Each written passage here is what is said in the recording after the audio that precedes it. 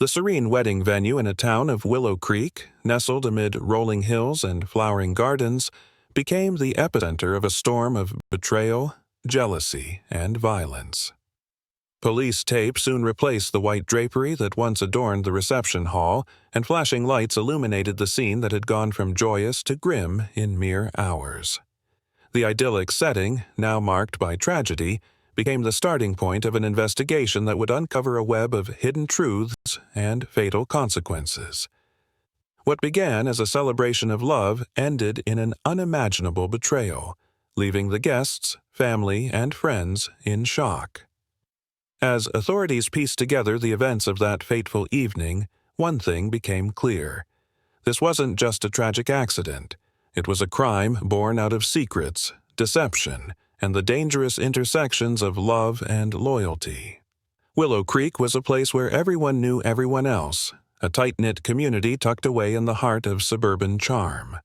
Its cobblestone streets, quaint cafes, and white picket fences painted a picture of serenity. It was a town where trust was assumed, and secrets were whispered only behind closed doors. Michael Harper was the epitome of the town's golden boy. At 32, he was a successful architect known for designing some of Willow Creek's most iconic homes.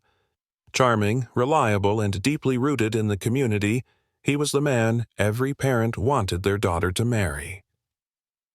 His relationship with Emma Lawson, a radiant 29-year-old kindergarten teacher, had been the talk of the town. Emma's gentle demeanor and infectious smile had endeared her to everyone. Together, they seemed like the perfect match, destined for a life of happiness. Michael's best friend and best man, Daniel Rhodes, was a stark contrast. At 34, Daniel was ruggedly handsome, with a more rebellious streak that often landed him in the center of gossip. Despite his devil-may-care attitude, Daniel and Michael shared a bond forged over years of friendship, loyalty, and shared experiences. Daniel's role as the best man wasn't just ceremonial. It symbolized a deep connection that few could break. The wedding was set to be a grand affair, with over 200 guests gathered to celebrate the couple's union at Willow Creek's most sought-after venue, the Evergreen Manor. Friends and family arrived, dressed to the nines, eager to witness the start of what they believed would be a lifelong partnership. The atmosphere was charged with excitement, the promise of a perfect day radiating from every corner. But beneath the surface of this picturesque scene, tensions simmered. Emma had been carrying a secret, one that would ultimately unravel the carefully constructed facade of her life with Michael.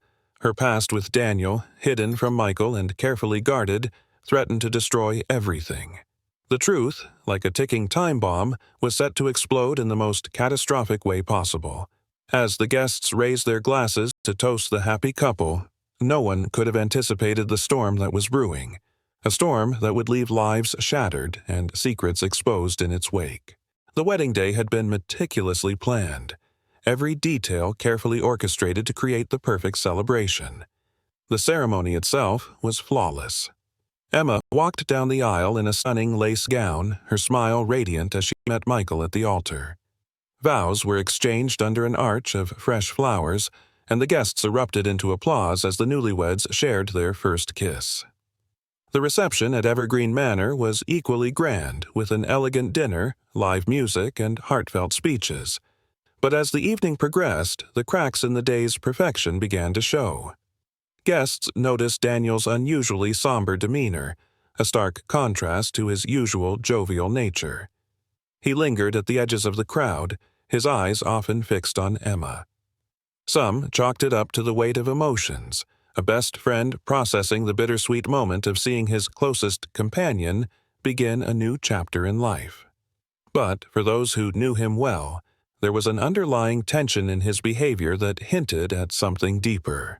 As the night unfolded, Michael gave his best man a heartfelt toast, speaking of their years of friendship and Daniel's unwavering support.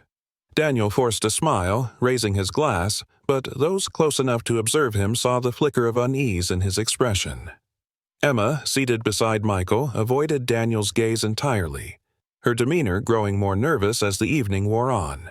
It wasn't until the late hours, when most of the guests had left and only the closest friends and family remained, that the unthinkable happened. A loud argument erupted near the garden patio. Michael's voice, usually calm and composed, was raised in anger, cutting through the night air. Moments later, Daniel's voice followed, equally heated. Guests who had lingered near the scene reported hearing fragments of the argument. Words like betrayal, secret, and trust piercing through the tension. Before anyone could intervene, the confrontation turned physical. Michael shoved Daniel, who stumbled back before retaliating with equal force. Emma's voice rang out, pleading for them to stop, but her cries were drowned out by the commotion. Witnesses later recounted the sheer intensity of the fight, years of hidden resentment and unspoken truths boiling over in a single explosive moment. The violence escalated quickly. In the chaos, a heavy glass candlestick, used earlier in the evening as part of the decorative table setting, became a weapon. In a blind rage, Daniel grabbed the candlestick and swung it, striking Michael across the head. The force of the blow sent Michael crashing to the ground, blood pooling beneath him as shocked onlookers froze in horror. Panic erupted. Emma fell to her knees beside Michael, screaming his name, while Daniel stood paralyzed, the candlestick still in his hand. A guest called 911, and within minutes, the sound of sirens filled the air. Police officers arrived to find Michael unresponsive, Emma sobbing, and Daniel being restrained by other guests. The once celebratory atmosphere had transformed into a scene of chaos and devastation. Paramedics pronounced Michael dead at the scene. Daniel was immediately taken into custody, his hands cuffed as he was led away in the back of a patrol car. Emma, her wedding dress stained with blood, was taken to the station for questioning. The crime scene was sealed off, and investigators began the grim task of piecing together what had led to the fatal confrontation. The joy of the wedding day was obliterated in an instant, replaced by shock, grief, and unanswered questions. What had been revealed during that argument to cause such a violent outburst? And what role had Emma played in the events that led to Michael's tragic death? As the investigation began, it was clear that this was no random act of violence. It was the culmination of secrets, lies, and emotions left unchecked for far too long. The investigation into Michael Harper's death began immediately, with Detective Nathan Blake, a seasoned investigator known for his no-nonsense approach, taking the lead. The scene at Evergreen Manor was meticulously documented, with every detail scrutinized for clues. The blood-stained patio, the shattered candlestick, and the stunned witnesses provided a stark canvas for Detective Blake to reconstruct the events of the evening. Witness statements painted a chaotic picture of the incident. Multiple guests recounted hearing raised voices, with words like betrayal and "you lied to me" standing out.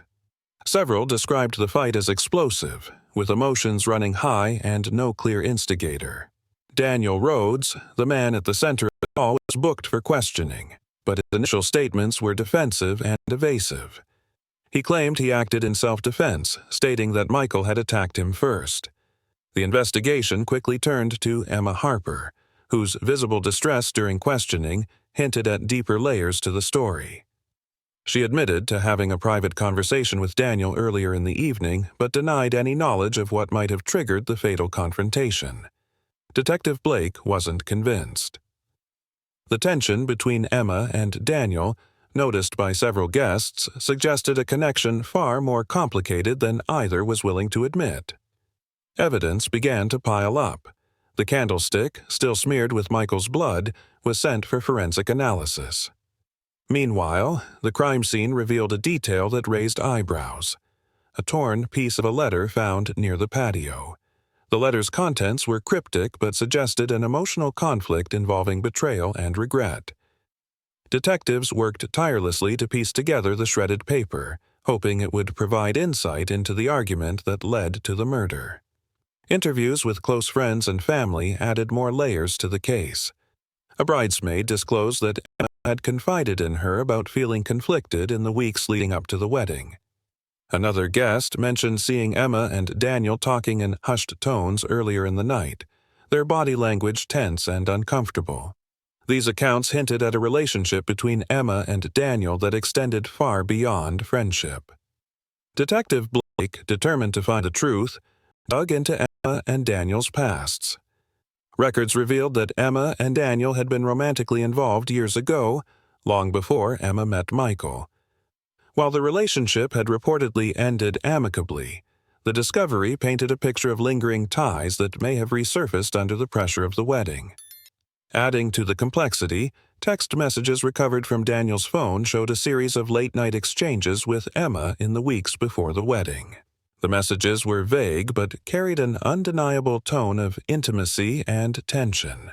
The turning point came when Detective Blake discovered surveillance footage from Evergreen Manor. While the reception itself wasn't captured, a security camera positioned near the garden entrance recorded a heated exchange between Daniel and Emma earlier in the evening.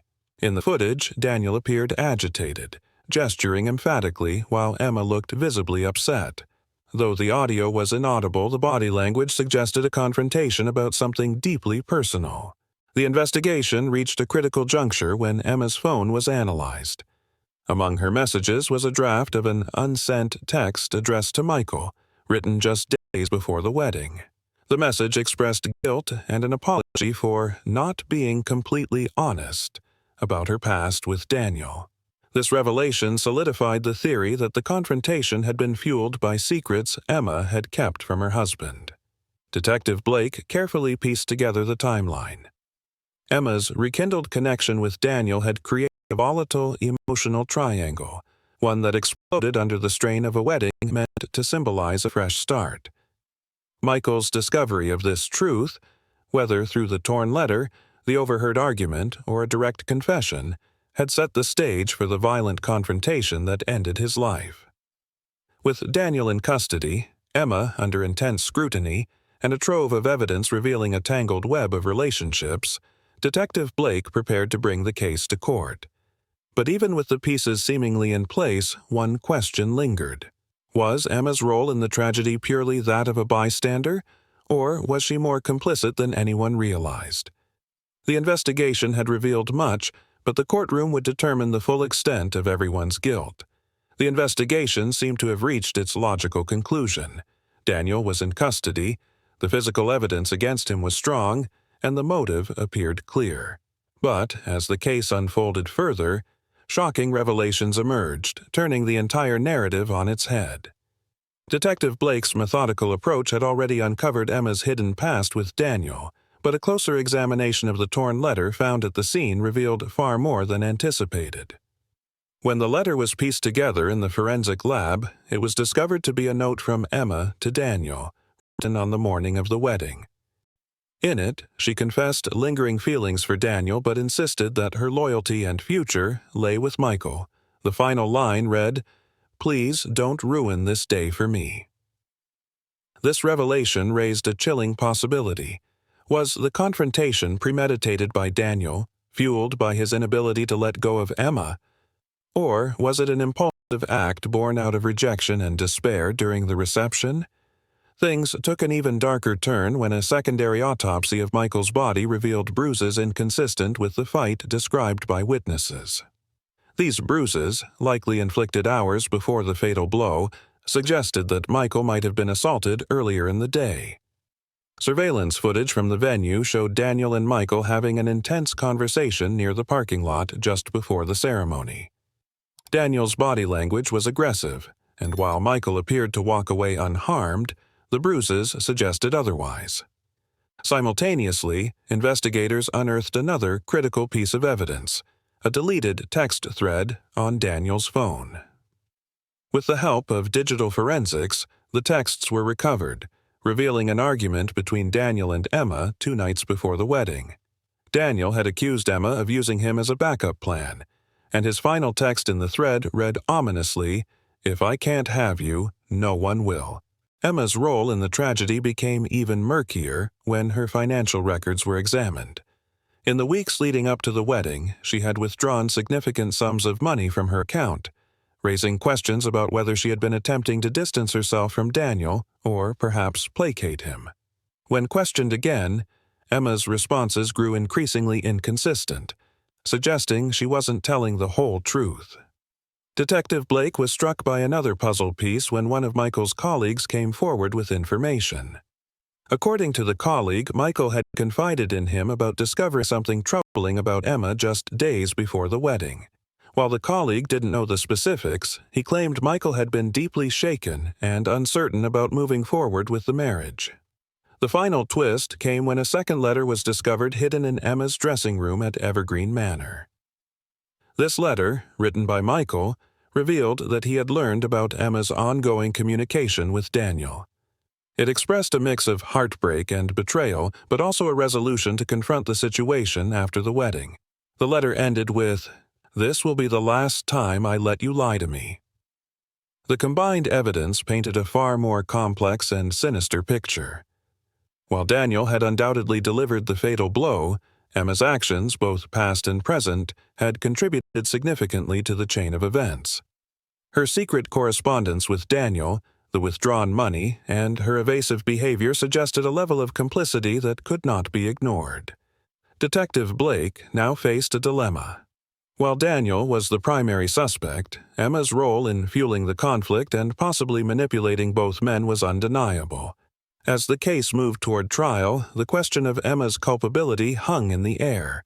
Was she a victim of circumstance, caught between two men, or was she the orchestrator of a deadly triangle that spiraled out of control? What began as a seemingly straightforward case of jealousy and rage had transformed into a labyrinth of betrayal, manipulation, and hidden motives. And as the truth unraveled, it became clear that no one in this tragic tale was entirely innocent. The legal proceedings for Michael Harper's murder began with the kind of media frenzy Willow Creek had never seen before. The courtroom was packed with reporters, community members, and friends of the victim. At the center of it all was Daniel Rhodes, facing charges of second-degree murder, and Emma Harper, called as a key witness whose role in the events leading to the tragedy remained under scrutiny. The prosecution painted Daniel as a man consumed by jealousy, unable to accept Emma's decision to marry Michael. Using the physical evidence, the bloodied candlestick, the bruises on Michael's body, and the torn letter from Emma, the prosecutor argued that Daniel had premeditated the attack. Witnesses from the reception testified about the heated argument and the ensuing physical altercation, underscoring Daniel's aggressive behavior that night. The prosecution's case was bolstered by the recovered text messages from Daniel's phone, particularly the chilling statement, "If I can't have you, no one will." These messages, paired with his earlier confrontation with Michael captured on security footage, painted a picture of a man spiraling into dangerous obsession. But the defense countered with a narrative of provocation and emotional volatility. Daniel's lawyer argued that the fight was instigated by Michael, who, upon learning of Emma's past with Daniel, confronted him in a fit of rage. They claimed that Daniel acted in self-defense, pointing to the bruises on Michael's body as evidence of a prior altercation that had escalated during the reception. The defense portrayed Daniel as a man pushed to his breaking point, not a cold-blooded killer. Emma's testimony became the most anticipated moment of the trial. On the stand, she tearfully recounted her relationship with both men. She admitted to a romantic past with Daniel, which had ended years before she met Michael. However, she also acknowledged her recent communication with Daniel, describing it as an attempt to bring closure to their history before her wedding. When questioned about the letter found at the scene, Emma claimed it was her way of expressing gratitude for their shared past while firmly choosing Michael as her future. The cross-examination was brutal. The defense suggested that Emma's actions, particularly her late-night texts to Daniel and the money withdrawals, had misled him into believing they had a future together. They accused her of manipulating both men, planting seeds of doubt and insecurity that ultimately led to the violent confrontation. Emma denied any intent to deceive, insisting that her only goal had been to move forward with Michael. As the trial progressed, the focus shifted to the second letter found in Emma's dressing room, the one written by Michael. The prosecution used this letter to argue that Michael had discovered Emma's rekindled connection with Daniel and had confronted him during the wedding. They posited that this confrontation, fueled by betrayal and heartbreak, escalated into the fight that claimed his life. Daniel's demeanor throughout the trial was one of subdued remorse. While he admitted to the physical fight, he maintained that he never intended to kill Michael. His emotional testimony about his love for Emma, coupled with his claims of self-defense, struck a chord with some members of the jury. The prosecution's closing arguments emphasized the devastating consequences of Daniel's actions, regardless of his intent. They reminded the jury that Daniel had wielded a weapon in the heat of the moment, delivering a fatal blow that could not be undone.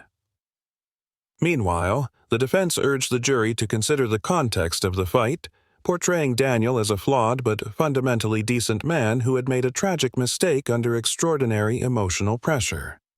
After weeks of testimony and deliberation, the jury returned with their verdict. Daniel was found guilty of manslaughter, a lesser charge than the prosecution had sought but still carrying a significant prison sentence. He was sentenced to 15 years, with the possibility of parole after 10. Emma, though not charged with any crime, left the courtroom under a cloud of suspicion. Many in the community blamed her for the tragedy, viewing her as the catalyst for the events that unfolded. She moved away from Willow Creek shortly after the trial, leaving behind a town divided in its sympathies.